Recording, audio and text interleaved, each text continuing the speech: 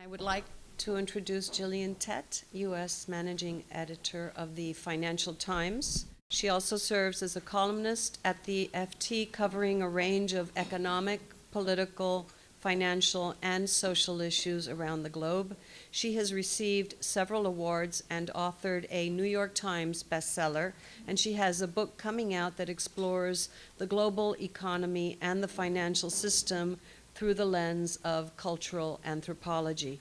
This morning, Gillian will not only share her personal story, she will also give us her global economic and political outlook. And with that, I'll turn it over to her. Thank you, Gillian.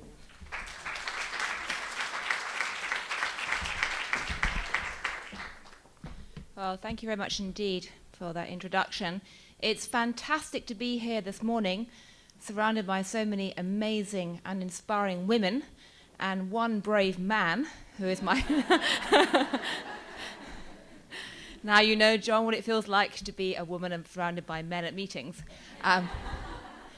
John's my colleague from the Financial Times, but we at the FT are honoured and delighted to be part of your work here, because we take the issue of women and the role they play in business and the economy very seriously.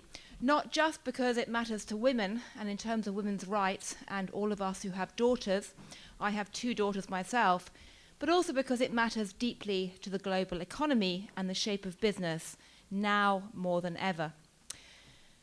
Now, I was asked to talk for about 15 minutes and then do 15 minutes of Q&A, and in that 15 minutes I'm supposed to cover my life story and the outlook for the global economy. Which kind of takes juggling to a whole new level. But what I'm going to do is I'm going to talk for just sort of 5 minutes or so a bit about where I've come from, and then talk about why I think it has some wider implications for the struggles that we all face, but also the way that the economy is developing around us today. As you've heard, I currently run the American operations of the Financial Times from the editing perspective, which makes me, I must admit, probably the most senior woman at the Financial Times. And if you had turned around and told me 25 years ago, 30 years ago, even 40 years ago, that I would end up doing that, I would have been absolutely shocked and stunned. Because I'm lucky enough to come from a very loving, wonderful family in England, very traditional, very classic, very middle-class family, who were wonderful and very great place to grow up. But it was also a family that, like many of you in the room, had absolutely no tradition whatsoever of, never mind women being in leadership positions, but women working at all. My mother, who is wonderful, or was wonderful, left school at 16. My grandmother left school at about the same time. Very few of people in my family, the women, had gone to university. And when I was growing up, it was taken for granted that what I was going to do was grow up, maybe play around with a job, and then get married and have children, which is a wonderful thing to do. But that was very much the only option on the table for me. I didn't quite conform to expectations, though. When I was growing up, I started to harbour dreams of travelling the world, and I discovered very early on that I just loved writing. So I was lucky enough to wriggle my way through school. I used to lie about how I'd done in my exams because I thought I would never get a boyfriend if I revealed that I'd done so well. True story of many women, I think, but I wriggled my way through school, got to university, and kept wriggling quietly. I was so completely lacking in confidence at university. I felt that I really didn't have any right to expect a career, that it never even occurred to me at university to join the student newspaper because I went along and I found it just too scary. And as a teenager, I was chronically shy. I mean, the thought of standing up and talking to women today would have been completely unimaginable to me. But I kept wriggling and wriggling. And after I did my first degree in anthropology, again, I chose anthropology because it wouldn't have occurred to me to try and be a banker. I was doing a sort of slower, quieter, softer kind of studies that many women are steered to when they're younger. But I kept wriggling. I managed to get myself onto a PhD program, went overseas, and kept thinking, well, I really enjoy writing. Why don't I try and be a journalist? And so one thing led to another, and I started to write while I was working as an anthropologist out in the former Soviet Union. And I just kept wriggling and wriggling quietly. I got myself hired by the FT, came back to London, and having spent the first part of my career really looking at soft cultural issues, social issues, I decided to try and get into the world of reporting on economics and finance. And after a number of years, I was lucky enough to rise up through the ranks of the FT, working all over the world, in Japan, in Europe, in America. And so here I am today. And I tell that story because when I look back on my life, some aspects of what's happened to me, I think, are common to many women who end up in leadership positions of power. But they're not always what people are told when they at school today, or young girls. And I think about this particularly talking to my own girls, because I think there are at least 3.5 or 4 lessons from my own life which apply to women more broadly, but also quite important to think about in terms of the wider economy. The first lesson I always like to stress to girls and women is that we don't all have to be Mark Zuckerberg, or the female equivalent of Mark Zuckerberg. Some people are born at the age of 5 with a clear vision of what they're going to do in their life, and they decide very early on that they are going to go out and get it. And frankly, some of the teenage girls I meet these days would have terrified me if I'd met them when I was 14, and they terrify me today. I mean, they all march around saying they want to be president or they want to be CEO, and that is fantastic. We should celebrate that. But we should also recognize, those of you who have daughters, that some girls actually don't stand up at the age of 15 and say they want to be president. But that doesn't mean that we should somehow consign them to the sidelines. Some people develop later. Some people only really get their voice much later on in life. And these days, more than ever, we need to find ways of celebrating and supporting not just girls who develop later and who actually don't wait until they get to university until they discover a voice, but women who decide at the age of 20, 25, 30, 35, 40, dare I say it, 45 or 50, that actually they want to find a way of getting their voice, celebrating their talents, and actually coming back into the workforce. We don't all have to realize at the age of 15 that we're born to lead. Some people get there just by wriggling, putting one step in front of the other. And something I often tell girls in their teenage girls, particularly the scarily confident ones, is that you don't necessarily have to know exactly where you're going to end up. Just start taking little steps along a path that you love and just see where it leads. And following a passion that you love, whether it's business, in my case writing, politics, just have the confidence to start walking. Point 2 that comes out of that is, if we don't all want to be Mark Zuckerberg, take a look at Sheryl Sandberg. Not so much because of her wonderful book Lean In, which I do think is great, and the messages she has about women's confidence, but about something else very profound, which is she often says to her own employees, life today is not a career ladder, it's a jungle gym. Life is not a career ladder, it's a jungle gym. Some people start on a career ladder and keep going up in a very neat way. And that was a vision which many men in particular embraced when they built their careers. But I would guess that most of you in this room are dealing with the great juggle, and most of you have had to reinvent yourself, or wiggle and juggle, or both at the same time.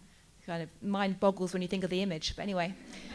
But you've wiggled and you've juggled, and you've somehow followed a career path that isn't entirely orthodox. I mean, in my case, starting life as a social anthropologist and going to university, then going out, wiggling my way to become a journalist, wiggling my way from political reporting into financial reporting, into the Lex team, and going off and writing a book. I mean, I've had so many wiggles in my own career and so many zigzags, it's not true. it's been an unusual path for me, but it's not atypical. So many women I speak to have actually lived their careers as a jungle gym. They've gone up, sideways, round the blocks, come back again, rather than a ladder. And that's a good thing. Because the third point I'd stress is that, as you've just seen from my friend Sally Krawcheck speak on that video, getting out of groupthink and learning how to join up the dots can be a fantastically powerful thing. Getting out of a box, getting out of a silo, can be very, very helpful. It's something I've done in my life because, as I say, I was trained as an anthropologist. I grew up in England. I then went overseas, built a career very much overseas, and somehow managed to knit together the anthropology, the cultural analysis, together with the financial markets analysis. Was not planned. As I say, I was not Mark Zuckerberg. But I discovered later in life that having had this jungle gym approach to my career, I could find ways to pull the different pieces together in some quite surprising ways. And I would bet that for many of you in the room, that's been your experience too. Because most women I know who are out there juggling furiously have got different bits of their life which don't necessarily fit together seamlessly, and yet somehow give you a wider perspective that enables you to bring a joined-up vision, not just at home, but also in the workplace. Or to put it another way, because many women in their careers and institutions are there not quite by accident, but at the same time not in any entitled sense, women learn at a very young age to be almost like miniature anthropologists at work. We're all trained to analyze the social structures, the ecosystem we're in, because we're kind of insider-outsiders who have to learn to understand how the system works just to survive. We're used almost instinctively to trying to join up the dots and put things in context and take the wider view, because that's a function of our working experiences. It's a function of how we lived. And in my case, the ability to do that, to try and join up the dots in unusual ways, to look at something like the media world and say, okay, so how do I fit in? How do I wiggle my way around and do this juggle and bring the different beats of my world together has been very valuable. So how does that relate to the global economy? Well, if you want me to give a GDP forecast, I can try and do that, but I'd like to make these points.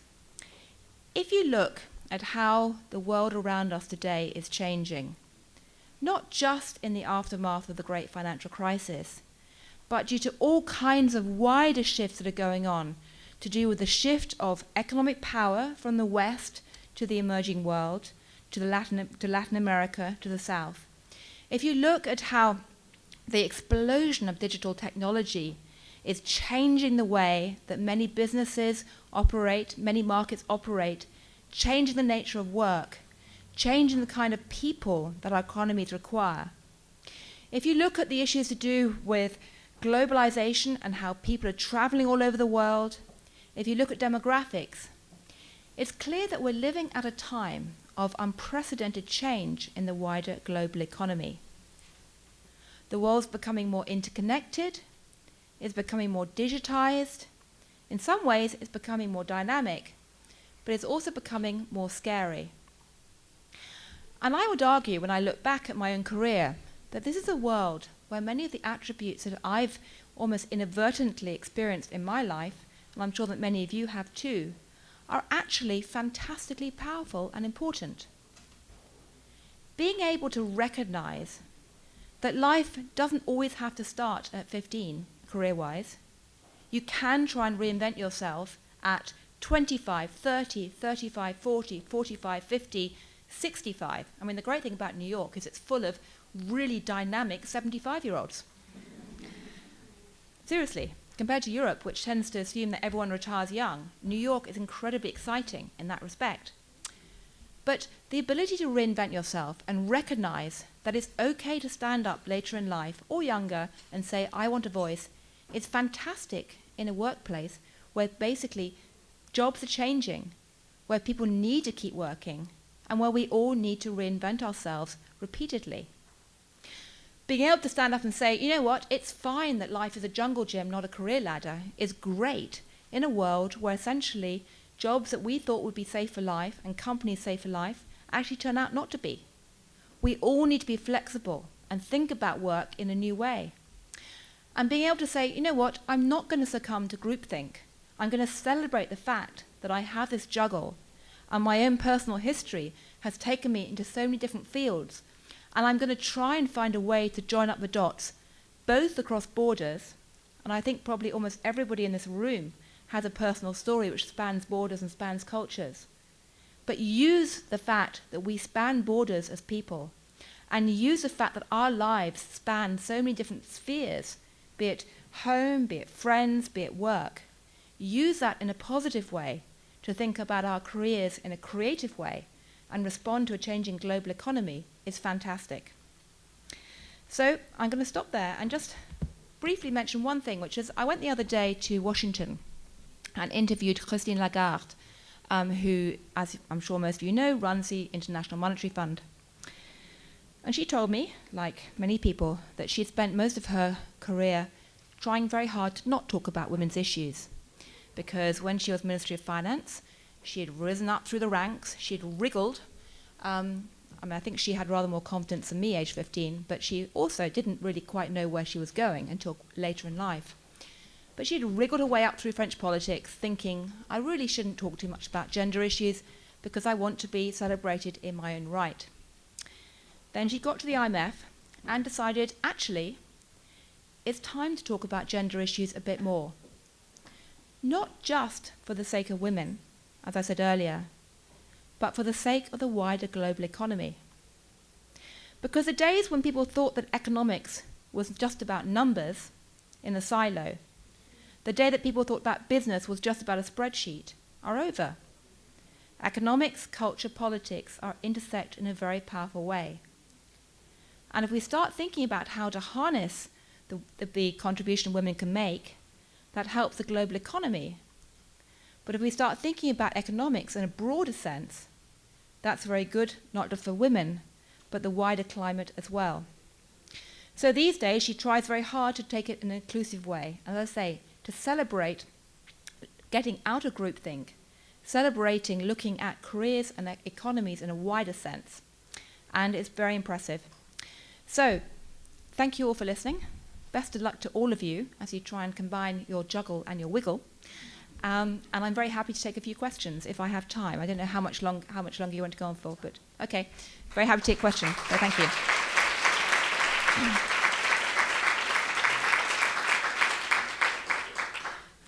Thank you. And I should say, by the way, and thank you to all of you for supporting the FT. If you subscribe to us, fantastic. If you don't yet, please do. And it is entirely coincidental that we're the only major paper that's printed on pink. So, thank you. Hi, good morning. I am Carolina Giannicelli. Thank you so much for your remarks. You mentioned some of Sally Krawcheck's remarks, and she actually also made an interesting comment, which was that networking is the #1 unspoken rule in business. So I was wondering how, between your wriggle and your juggle, you wove the networking piece into your own career experience. Well, again, I'm not typical because I've not been somebody who's really had classic mentors. And one of the reasons is, and again, this may be typical, shared by many of you, that British culture doesn't really do mentoring, or didn't until recently. It just really wasn't very well ingrained. I think it's something that American business culture is much better at, and I salute and applaud that. I don't know about Latin American business culture, but I hope that it, like British culture, can learn some of the best attributes of American business culture.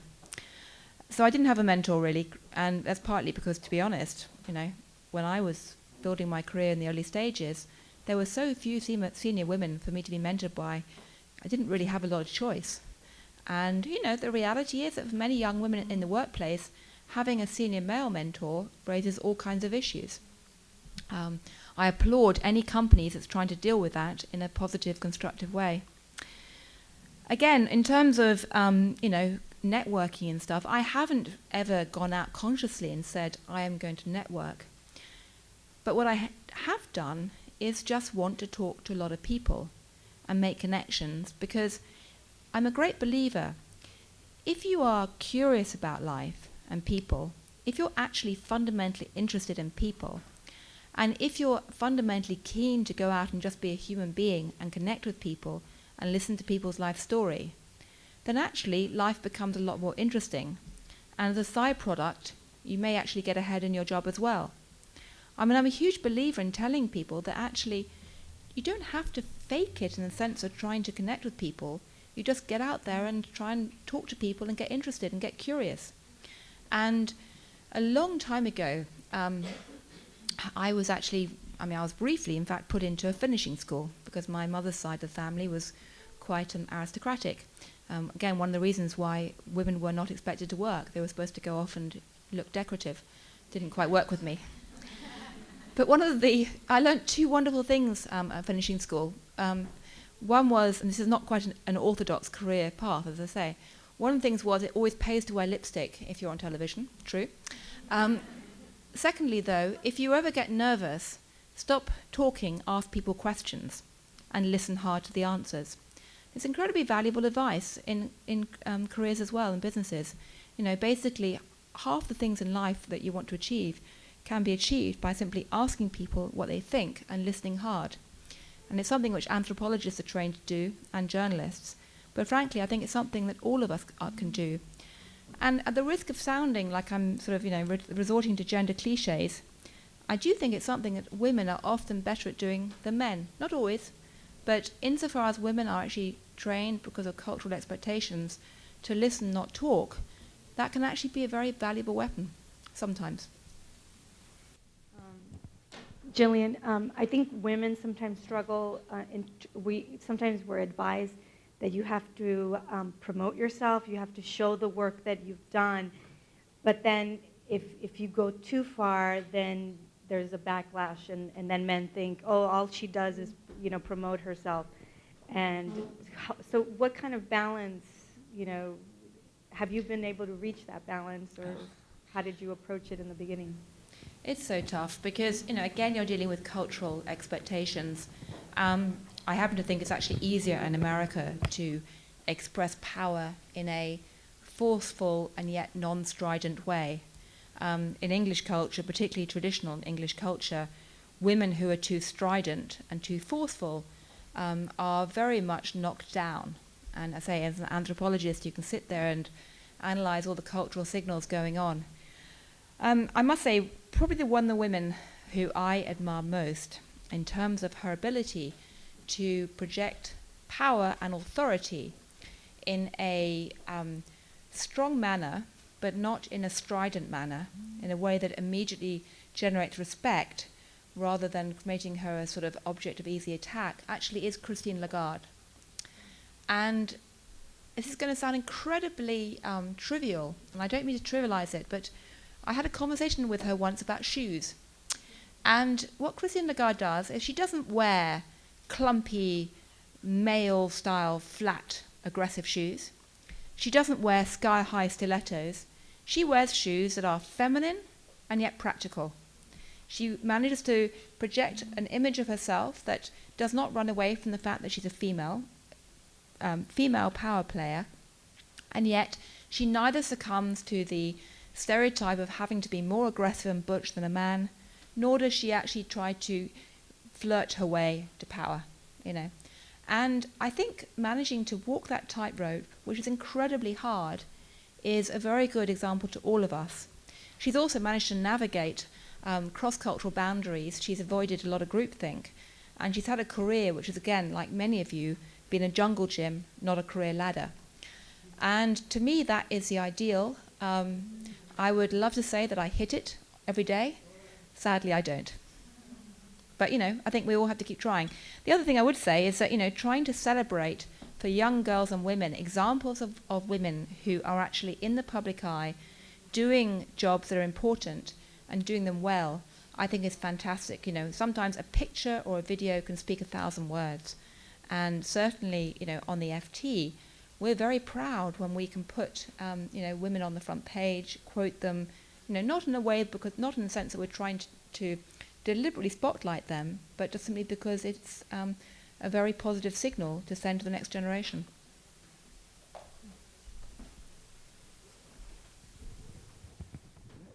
Thank you. Good morning. My name is Louise Léger. I'd like your views, if I could, a little bit picking up on the mentoring or coaching. I'm from Canada. This is something also quite new. When I joined the Foreign Service, they gave me a mentor, but I'm not sure that it was taken all that seriously, and it certainly didn't do much for me. Yet now I'm asked to mentor a considerable number of women. My question, or where I'd like to get your views, is that more and more governments tend to promote a lot more women on boards. Certain governments are actually telling political parties in Latin America and other places how many women they should have on their slates. I'd like to get your views. Is this a good way to get women up there, is to actually, in our case it's all voluntary, but we're now suggesting to companies you need to have X number of women on boards. And in some countries, I know that it's also part of the political agenda, whereby parties are asked to have a minimum number of women on their elected slates. I have very mixed views about this, as I'm sure many of you in the room do. I grew up hating the idea of quotas because I didn't ever want to be somewhere just because I was ticking a box or I was ticking somebody else's box. Even today, I'm often very cynical when I get onto a platform at conferences, because it's invariably me and 3 men, or on television. I'm always sandwiched between the 2 men because I know they're trying to sort of break up the picture and make it look different. And there's part of me that really resents that. But there again, I have recognized as I advance in my own career that, as Sheryl Sandberg says, society is not changing just like that. And although tremendous advances were made in America in the 80s, there has been a certain degree of flatlining since then. And there are still extraordinary impediments to women actually advancing. And there need to be more demonstrable role models to actually bring about the cultural change that so many of us want to see. So the honest answer is that I am extremely conflicted. I hope that simply talking about the issue and trying to, by simply putting women on boards, that will start to spark a change in cultural attitudes. I hope that that can happen without breeding resentment amongst men who feel, excluded, and without breeding the idea that somehow women are there with lower qualifications and therefore can be dismissed in subtle ways. That's a tremendous danger. But I don't have easy answers at all. I really don't. I would just say that, if you look at, say, the history, to take a trivial example, the history of Davos, which is about, the Davos delegates tend to be about 15-20% are women, the rest are men. A few years ago, the Davos organizers said that every delegation could bring along 4 men, they could bring a 5th woman, or they had to bring a 5th woman for, to get a 5th place for free.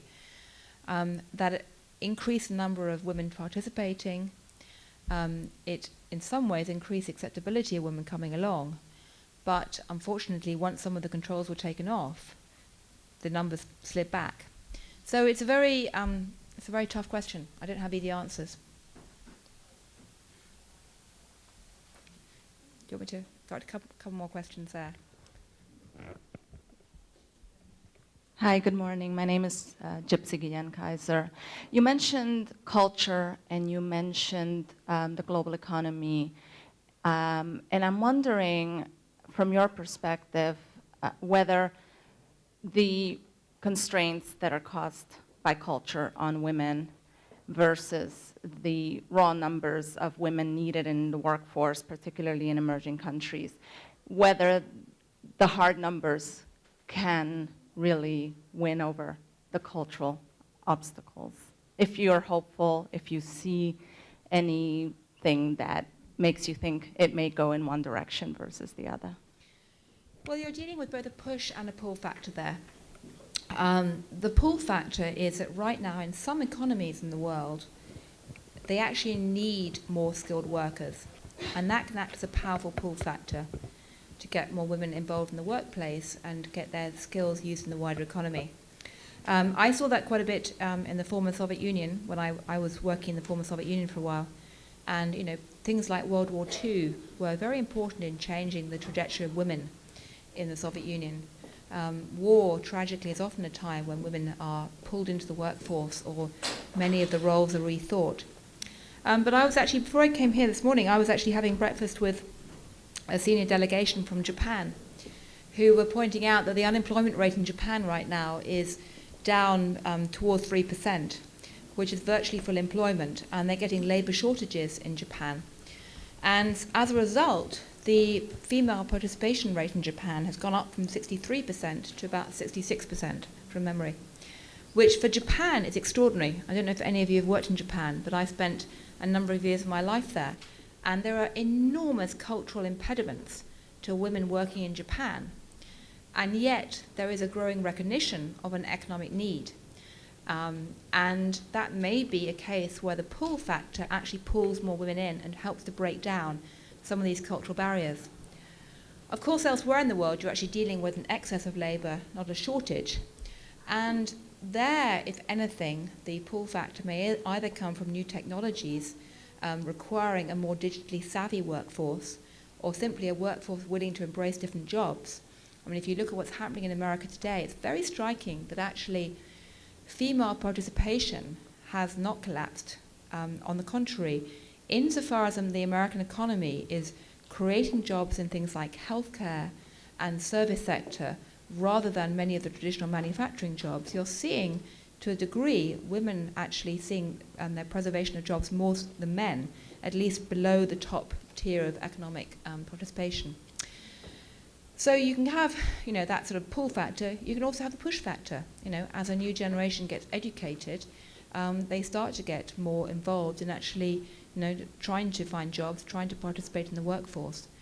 So, long-winded way of saying that, yes, change is happening as much for pull as push factors, not as fast as most people would want, but we need to find ways to keep supporting that. Great.